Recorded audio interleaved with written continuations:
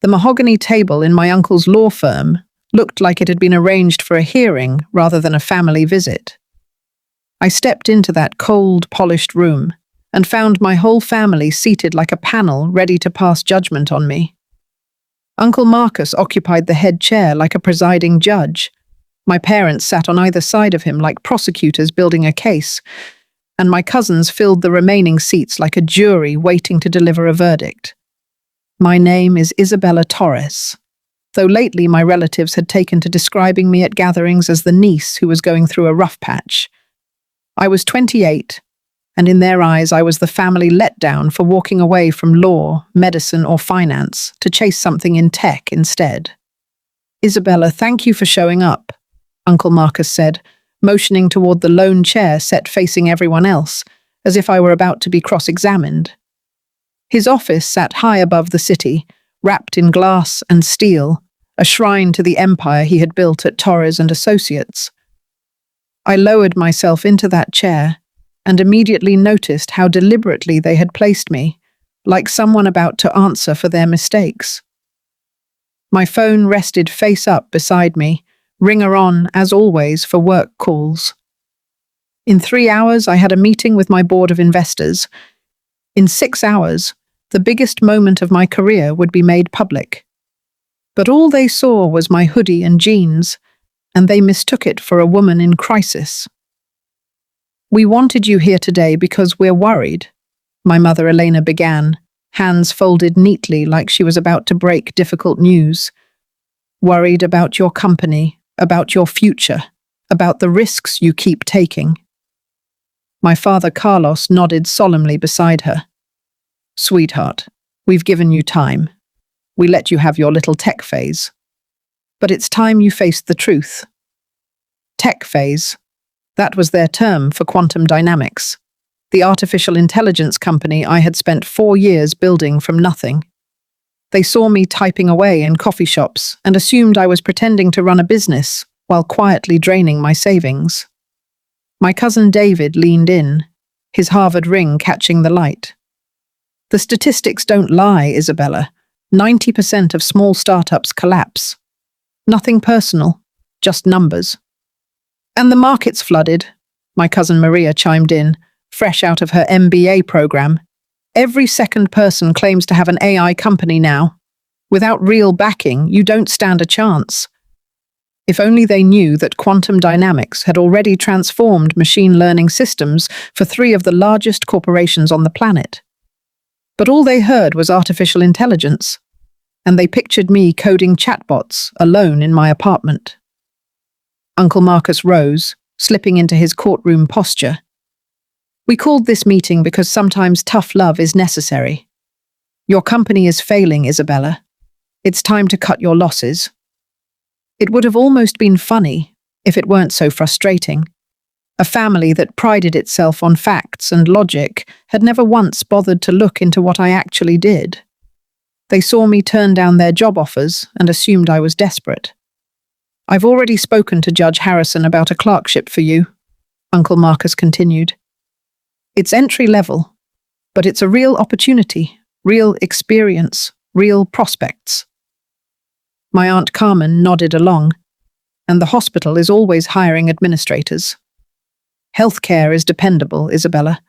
Nothing like these unstable tech gambles." My phone stayed quiet on the table, but I knew that in exactly 17 minutes, everything was about to change. The Forbes feature was set to publish at 3:47 p.m. Pacific Time, and advance copies were already sitting in inboxes across the country. "Your company is clearly sinking," Uncle Marcus declared, like a judge reading a final ruling. "Time for tough love, time to accept that not everyone is built for entrepreneurship." My parents traded a knowing glance. My mother pressed a tissue to her eyes, one she seemed to have prepared beforehand. "We've talked it over as a family," my father said gently. "We're ready to help you find your footing again, cover your rent for a few months while you regroup." Regroup. I almost laughed, thinking about the $847 million sitting in quantum dynamics accounts, or the acquisition offers I had been turning down for half a year. The bubble's about to burst, David added helpfully. Smart people are getting out before it's too late. Maria pulled out her tablet, ready to show off charts and projections. I actually ran the numbers. AI startups are collapsing left and right. The smart money's moving towards safer industries. They had run an analysis of an industry they didn't understand, about a company they had never researched, arriving at conclusions that would have been comical if they weren't so wildly off. Isabella, Uncle Marcus said, settling back into his chair with rehearsed warmth. We love you. That's the only reason we're doing this. Sometimes a family has to step in when someone can't see their own situation clearly. Then my phone rang, the sound slicing straight through the tension. Every head turned toward the buzzing device on the table. I glanced at the screen and allowed myself a small smile. Right on time. Excuse me, I said calmly. I need to take this. Isabella, please, Uncle Marcus said. We're in the middle of something important. So am I replied, answering and setting it to speaker. This is Isabella Torres. Miss Torres, this is Jennifer Walsh calling from Forbes. Her voice rang clearly through the room. I have wonderful news. Congratulations, you've officially made the 2024 Forbes billionaire list. The room fell completely silent. Every face froze in identical shock. Uncle Marcus's jaw dropped. My mother's tissue slipped from her fingers. David's ring clinked against his glass as his hand shook. Based on our valuation of quantum dynamics and your personal assets, Jennifer continued, unaware of the storm she'd just unleashed, we've placed your net worth at $3.2 billion, making you the youngest Latina billionaire in American history. I watched their expressions shift from confusion to disbelief, to slow, dawning realization. The article goes live in 15 minutes, Jennifer added. We've already had 3 major networks reach out for interviews. Your assistant told us to route everything through you. Thank you, Jennifer, I said evenly. I'll have my PR team send over photos and background materials shortly. Wonderful. And Miss Torres, our readers are especially excited about your breakthroughs in AI. The applications for self-driving vehicles alone could transform entire industries. The technology speaks for itself, I answered, watching Uncle Marcus grip the edge of his desk like the floor had shifted beneath him. I'm grateful Forbes recognized the work. Of course, we'll follow up soon about the cover story. Congratulations again. This is extraordinary. I hung up and looked around at their stunned faces. Sorry about that, I said lightly. You were saying something about my failing company? Uncle Marcus opened and closed his mouth several times before any words came out. The billionaire list. 3.2 billion, I confirmed, though that number's from Friday. With the offers currently on the table, it could climb even higher.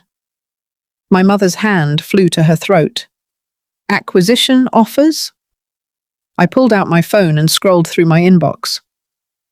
Microsoft, Google, Apple, and Tesla have all sent formal proposals this month alone. Tesla offered $4.7 billion for 60% ownership. David's confidence had completely drained from his face. But you work out of coffee shops. You drive that old Prius. I work from coffee shops because I like the energy better than a corporate office. I drive the Prius because it's efficient and better for the environment, I said, standing and straightening my jeans. I also happen to own the building that houses 3 of those coffee shops, along with a renewable energy portfolio worth roughly $400 million. Silence stretched across the room until Maria finally spoke. My market research. I said AI companies were failing. Some are, I agreed, the ones built on hype instead of substance. But quantum dynamics holds 47 patents in machine learning that will power the next generation of autonomous technology. We don't just follow market trends, we create them. Uncle Marcus sank back into his seat, his authority visibly deflating. Isabella, we had no idea. No, you didn't, I said, because you never asked. I walked toward his floor-to-ceiling windows, taking in the skyline that would soon include towers belonging to the very companies competing for my technology. You saw a young woman doing things differently and assumed she was failing. You heard startup and pictured a risky gamble instead of groundbreaking innovation. My phone buzzed again. A message from my assistant. 3 more interview requests, including 60 minutes. Also, the mayor's office called about the Economic Development Council seat. I showed them the screen. The mayor wants me leading the city's technology initiative, something about bringing more innovation to the region. My father finally found his voice. Sweetheart, we were only trying to help. Help? I turned to face them fully. You staged an intervention without learning a single thing about my company. You offered me entry-level jobs while I was building billion-dollar technology.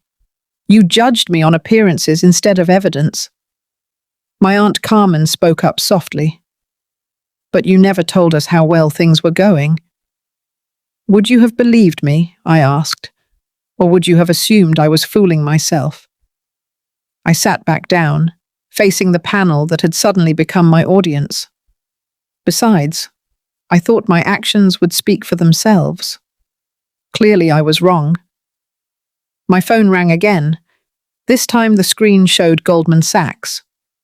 Excuse me, I said, answering and putting it on speaker once more. Isabella Torres speaking. Miss Torres, this is Patrick Chen from Goldman Sachs Private Wealth Management. We saw the Forbes announcement and would love to discuss managing your portfolio going forward. With holdings at this scale, you'll need a tailored strategy for tax planning and diversification. Thank you, Patrick, I said. Have my assistant set something up for next week.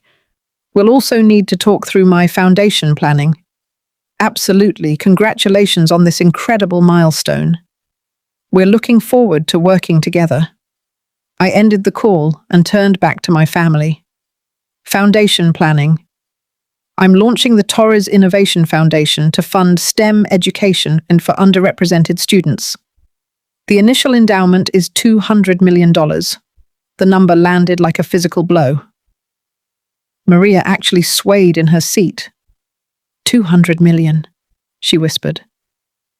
Education always mattered to this family, I said simply. Now I finally have the means to do something real about it.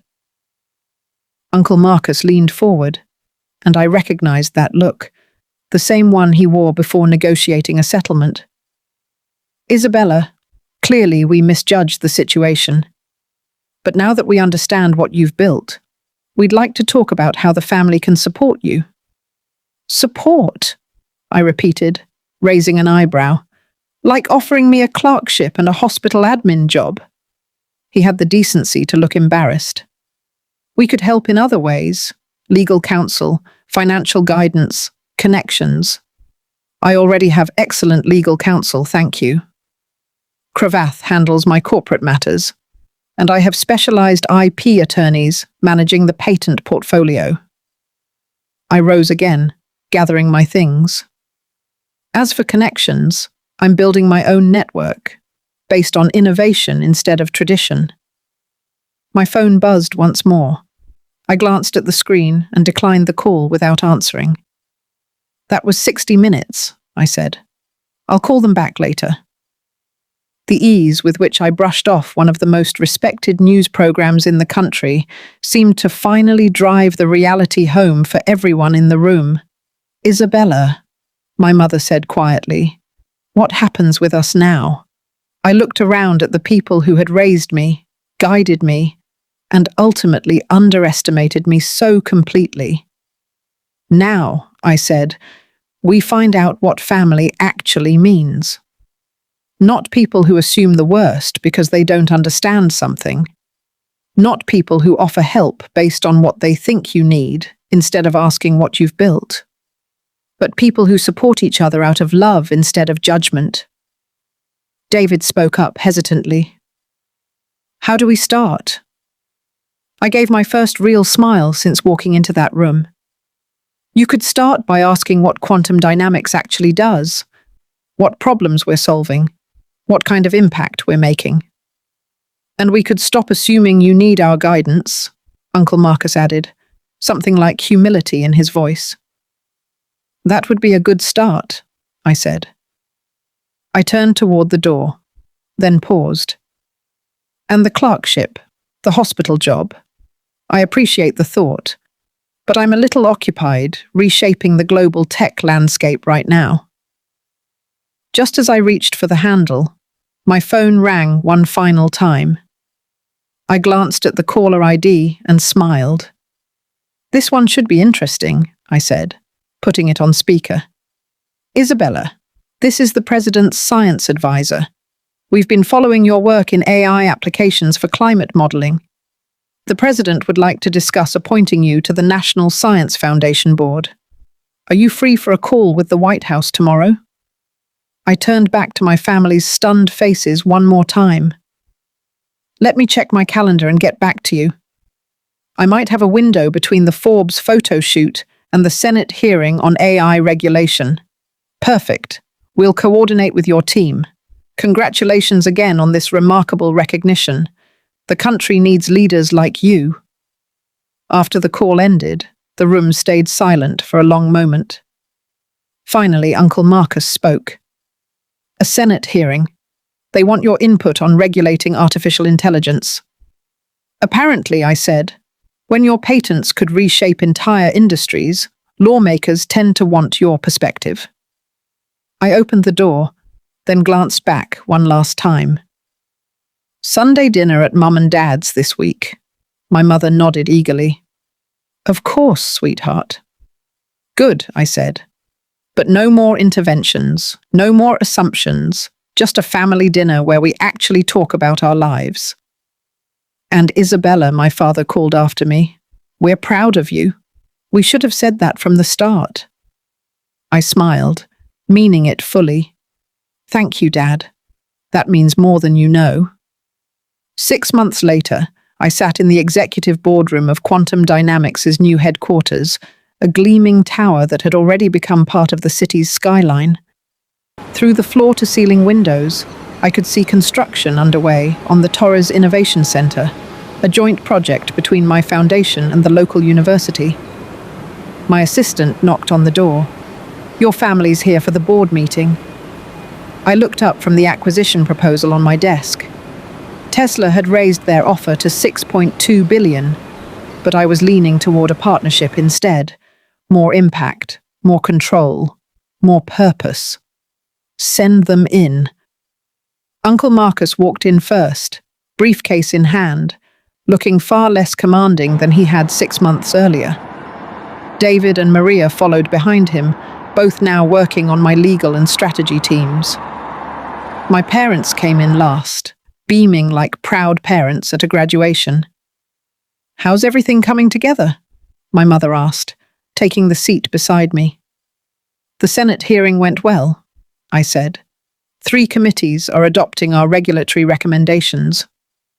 I pulled up the latest coverage on the screen, and the foundation handed out its first scholarships yesterday, 200 students starting STEM programs this fall. David leaned in, genuinely curious. What about the vehicle partnership signed this morning? Tesla, Ford, and Toyota are licensing our core algorithms, I said. Fully autonomous vehicles should hit the market within 18 months. Maria smiled. My market analysis from 6 months ago really held up, huh? Like milk left in the sun, I said, laughing. But you've learned to actually research an industry before analyzing it. Uncle Marcus opened his briefcase and pulled out a thick stack of paperwork. The foundation bylaws are ready for your review. Structuring the legal framework for $500 million in annual giving wasn't simple, but it was worth every hour. When I see those scholarship recipients, my father added, I finally understand why you built all of this. My phone buzzed with another notification, a Forbes alert, this time about the 40 under 40 list. I turned the screen toward them. Number 1, my mother read aloud, proud. Our daughter, number 1, on Forbes' 40 under 40. Our niece, Uncle Marcus corrected with a small smile, the one who was clearly failing 6 months ago. I stood and walked toward the window overlooking the city I was helping reshape. You know what that intervention taught me? What? Maria asked. That sometimes the smartest business move is letting people underestimate you. It gives you room to work without interference. I turned back to face them. But family should be different. Family should see your potential even before you can see it yourself. And sometimes, Uncle Marcus said quietly, family has to learn that success doesn't always look the way they expect. My phone rang again. This time the screen read, Nobel Committee. I looked around at their expectant faces and smiled. Should I put this one on speaker too? The unanimous yes that followed told me everything about how much had changed since that day in the conference room 6 months earlier. Some lessons get taught through Forbes headlines and perfectly timed phone calls. But the real lesson was that a family that truly loves you doesn't just celebrate your success. They learn to recognize it in the first place. And sometimes the greatest victory isn't proving people wrong. It's helping them finally see you clearly and watching pride replace doubt in their eyes. As I answered the call from Stockholm, I realized the failing startup my family had tried so hard to rescue had ended up rescuing them instead. Teaching them that real love isn't about controlling someone's path, but trusting their vision, even when you can't yet see where it leads. The billionaire list felt good, but having a family that finally understood what I'd built, that was priceless.